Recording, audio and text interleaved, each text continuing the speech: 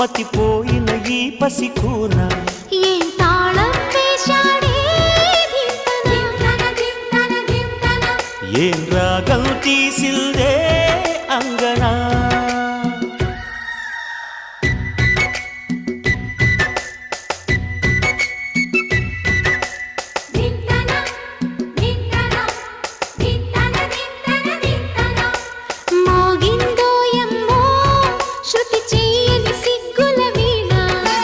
రేగిందో యమ్మో